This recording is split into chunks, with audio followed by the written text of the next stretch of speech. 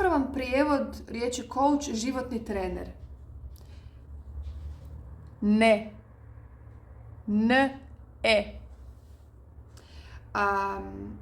Primijetila sam da je riječ coach zapravo engleskog podrijetla, pa tamo je i nastala. Od riječi coach, gled čuda, kočija, između ostalog. A kao profesorica engleskog jezika sa svojim kolegama, a i na razini Hrvatske udruge za coaching, puno smo pričali o tome kako prevesti to. Jer sa svime što smo pokušali, ispali smo da mrcvarimo tu riječ, značenje i sve ono što stoji iza toga.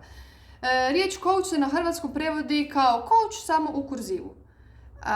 Moramo prihvatiti činjenicu da kako dolaze nova zanimanja, nove branše, nove stvari u naš život i svijet, tako se mi, a i naš jezik prilagođava. Dakle, coach away ili samo coachajte dalje.